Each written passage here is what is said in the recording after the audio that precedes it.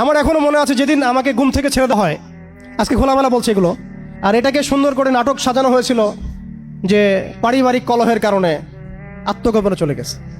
তো পারিবারিক কলহের কারণে আত্মগোপনে আমার সাথে আরও 4 জন কীভাবে গেল, আমার গাড়িও বা কীভাবে গেল, আর বাংলাদেশের গোয়েন্দা সংস্থার হেডকোয়ার্টারে আমার লাস্ট লোকেশন কীভাবে পাওয়া যায়, আজকে খোলামেলা বলছে এগুলো, আস্তে আস্তে সবই বলে দেবো ইনশাল্লাহ।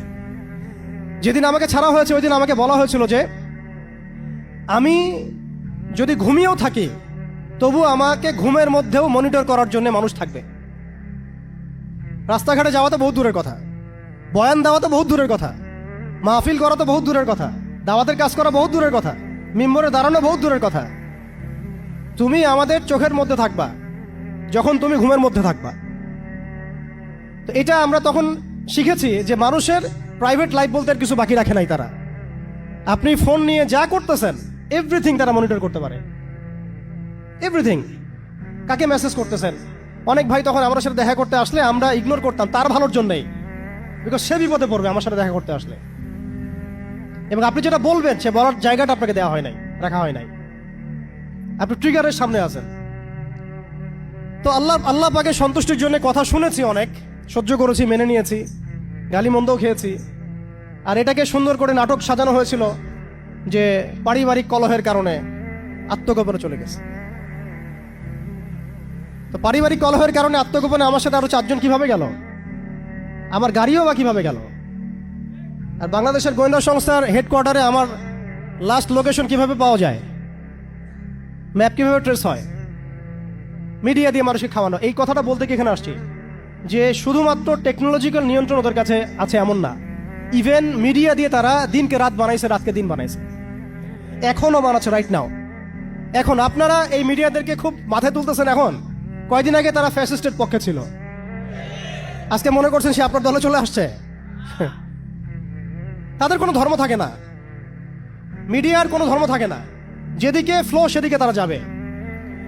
এবং যদি দেখেন আমরা এই গুটি কয়েক মানুষ কালকে বাংলাদেশে শরিয়া কায়েম করে ফেলতে পারি ইনশাআল্লাহ তাআলা, তারা আমাদেরকে বলবে আমরা ফ্রিডম ফাইটার।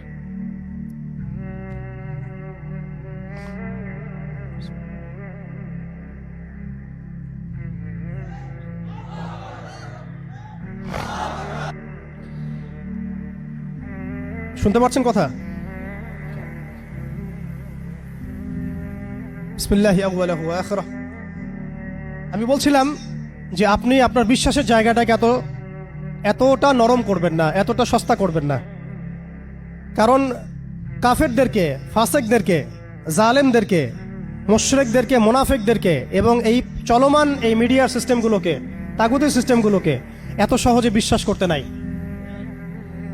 তারা দিনকে রাত বানাতে পারে, রাতকে দিন বানাতে পারে। আজকে আপনাকে জঙ্গি বলতে পারে, কালকে আপনাকে ফ্রিডম ফাইটার বলতে পারে। আজকে যদি দেখে এইসব ওয়ার্ডগুলো এই সিস্টেমের এগেনস্টে যাচ্ছে, তখন আমাদেরকে তারা ট্রেস করবে, তারা উগ্র, তারা মৌলবাদী, তারা জঙ্গিবাদী কর্মকাণ্ড করতেছে না, আউযুবিল্লাহি মিন যালিক।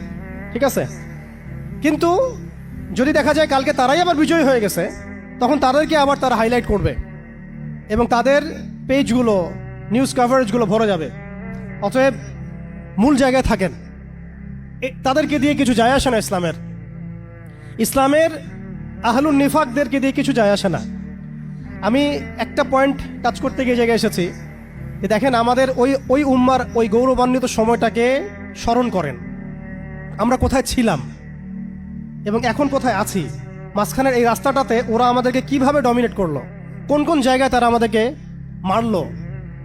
তারা কিন্তু আমাদেরকে ভাতে মারলো, অর্থনীতির মধ্যে মারলো, রাজনীতির মধ্যে মারলো, সংস্কৃতির মধ্যে মারলো, তরুণ প্রজন্মের মধ্যে মারলো। তারা আমাদেরকে কিন্তু বেপরদামি দিয়ে মারলো, পর্নোগ্রাফি দিয়ে মারলো, মিডিয়া দিয়ে মারলো, প্রযুক্তি দিয়ে মারলো। প্রযুক্তির কথাটা না বললেই না, সিস্টেম এমনভাবে তারা আপডেটেড করেছে যে একটা জায়গায় সামরিক অভিযানের প্রয়োজন নাই তাদের। এখন এআই টেকনোলজি দিয়ে তারা ঘরে বসে কিবোর্ডের ক্লিকের মধ্য দিয়ে আমাকে এখানে শুট করতে পারে এখন, রাইট নাও। আমরা কিছু করতে পারবো না এবং আমাদের কোনো প্রতিরক্ষা ব্যবস্থা নাই। আপনি কোথায় বসে আছেন ওইখানে আপনাকে শুট করা সম্ভব। প্রযুক্তি এমন জায়গায় নিয়ে গেছে তারা। আপনি মুসলিম কান্ট্রিগুলোর অবস্থা দেখেন। আমরা বাংলার জমিনে দিন কায়েমের কথা বলছি, বাংলার জমিনের ল্যাকিংসগুলো আপনি ফাইন্ড আউট করেন। আমাদের কি আকাশ নিরাপদ? সমুদ্র কি নিরাপদ? আমাদের কি মিসাইল আছে, ক্ষেপণাস্ত্র ব্যবস্থা আছে, আকাশ প্রতিরক্ষা ব্যবস্থা আছে? আমাদের কি এরকম প্রযুক্তি আছে? আমাদের কি ইমানদার এমন মিলিটারি বাহিনী আছে কিনা? অনেক বিষয় আছে যেগুলো নিয়ে আমাদেরকে ভাবতে হবে। নাই, এটা হতাশার কোনো কারণ না। এবং আমাদের সব কিছুই লাগবে, জরুরিও না, এটাও মাথা দিচ্ছি। নাই, অনেক কিছুই নাই, এটা হতাশার কোনো ব্যাপার না।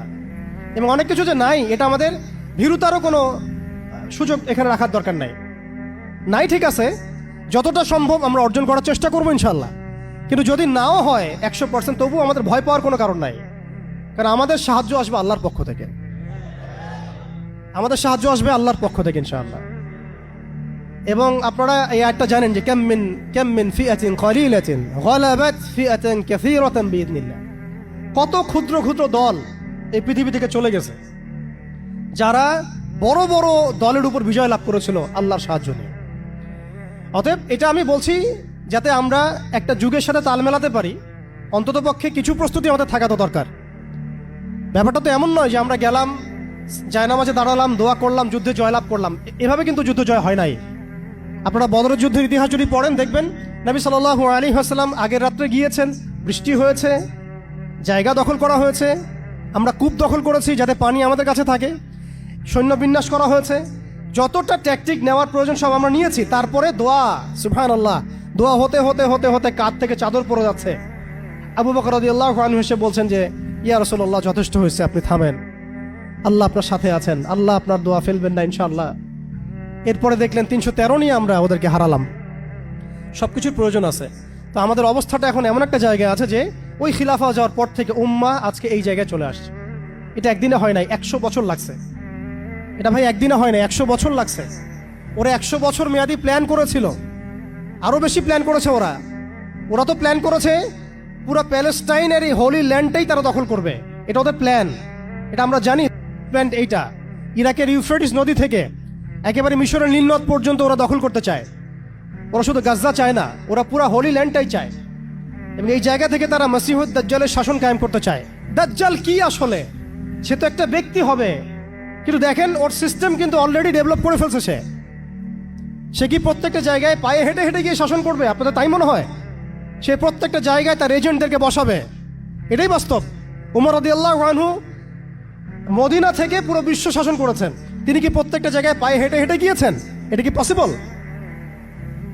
ইসলামের প্রতিনিধি ছিল, সাহাবায়ে কেরাম বিভিন্ন জায়গায় ছিলেন তার পক্ষ থেকে। মসিহুদ দাজ্জাল অনেকটা সেম কাজ করতে পারে। দেখুন, খেয়াল করে, সে তার অনুসারীদেরকে সব জায়গায় বসিয়ে দিয়েছে, সবাই তার ভাষায় কথা বলছে। বিবিসি, CNN, তারা যে ভাষাগুলো চয়ন করে সেই ভাষায় আমাদের রিপোর্ট করা হয়। ওরা যে মিডিয়াগুলো, FBI, ওরা যে রিপোর্টগুলো প্রদান করে, ওই রিপোর্টের আলোকে আমাদের এখানে প্রশাসনিক বাহিনী কাজ করে। তারা যেভাবে ফাংশন করে সেইভাবে কাজ করা হয়। পুরো বিশ্বটা যেন একটা সিস্টেমের মধ্যে নিয়ে আসা হয়েছে। এটাই হচ্ছে একটা দাজ্জালীয় ওয়ার্ল্ড অর্ডার। এই ওয়ার্ল্ড অর্ডারটাই তারা ফাংশন করেছিল আমাদের খেলাফতটাকে অ্যাবলিশ করার পরে। এই কারণে আমাদের এখানে প্রশ্ন উঠতেছে যে উম্মার পুনর্গঠন কেন দরকার, কিভাবে সম্ভব? আগে আমাদেরকে বুঝতে হবে যে কোন জায়গায় আমরা চলে আসছি, কোন জায়গা থেকে। এখন কি আমাদের ঈর্ষা হচ্ছে না যে আমরা কোন জায়গায় ছিলাম? এখন কি আমাদের খারাপ লাগছে না যে আমরা আসলে কোন জায়গায় ছিলাম, আজকে কোন জায়গায় আছি? আমরা কি বুঝতে পারছি আমরা কোন জায়গায় আসছি? আর স্মরণ করেন সেই সময়ের কথা, যখন একটা মুসলিম যুবতীর উপর চোখ তুলে তাকানোর অধিকার কারো ছিল না, এই ক্ষমতা কারো ছিল না। চোখ তুলে ফেলতাম একেবারে আমরা। ঘরের ভিতরে যদি বাহির থেকে কেউ তাকাতো অন্যায়ভাবে, চোখ উপড়ায় ফেলতাম আমরা। একটা মুসলিম রমণীর সম্ভ্রমহানি করা হয়েছিল এই সাবকন্টিনেন্টে, এই সিন্ধুতে, মনে আছে আপনাদের? তার সম্ভ্রমের জন্যে, তার সম্ভ্রম বাঁচানোর জন্য পুরা মুহাম্মদ বিন কাসিমের জাইশ আসছে। আপনি আমি কি চিন্তা করতে পারছি আমরা কোন জায়গায় ছিলাম?